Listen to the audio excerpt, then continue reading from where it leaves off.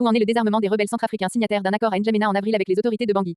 La présidence centrafricaine a organisé une réunion la semaine passée afin de tenter de mobiliser les partenaires internationaux pour financer le processus de désarmement, démobilisation, réinsertion et rapatriement DDRR des groupes signataires, Unité pour la paix en Centrafrique UPC et Retour, réclamation et réhabilitation 3R. À cette occasion, le président Touadéra a donné de premiers chiffres. Détail. Depuis le 10 juillet et la cérémonie de Bangui réunissant le président Faustin Archange Touadéra et les chefs rebelles signataires Ali Darassa et Sambé Bobo, 375 éléments ont déposé les armes selon le chef de l'État. Des chiffres que confirment des représentants de ces deux groupes, UPC et 3R. Dans le détail, selon le président centrafricain, 233 ex-combattants de l'UPC se sont rendus à Maloum dans le centre du pays, province de la Ouaka, de même que 17 éléments issus de groupes anti-Balaka. À Koui, dans le nord-ouest province de l'Ouham-Bandé, ce sont 125 3R qui ont été désarmés et démobilisés. Selon Faustin Archange Touadéra, une centaine d'hommes seront formés à Berango, camp tenu par les Russes de Wagner en vue d'intégrer l'armée, 40 seront envoyés au Maroc et une centaine intégreront un programme de réinsertion.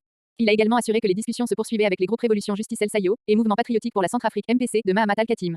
Pour les autres milices, comme le Front Populaire pour la Renaissance de la Centrafrique FPRC de Noureddin Adam, la porte reste ouverte, estiment les autorités. Au total, 14 groupes avaient signé l'accord politique pour la paix et la réconciliation en République centrafricaine APPRRCA, accord de Khartoum en 2019, dont 9 groupes ont depuis été dissous. Le chef de l'État a demandé à ses partenaires une aide financière. Le DDRR est soutenu par la mission multidimensionnelle intégrée des Nations Unies pour la stabilisation en Centrafrique MINUSCA, mais ce type de programme coûte cher, surtout s'il veut être durable. Et, dans l'environnement budgétaire difficile de la Centrafrique, le chef de l'État a demandé à ses partenaires de mettre la main à la poche, ce qu'a promis par exemple l'Union européenne.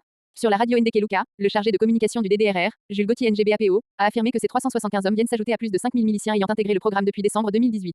Toutefois, la portée de ces désarmements reste relative, et beaucoup de miliciens demeurent en brousse jusque-là.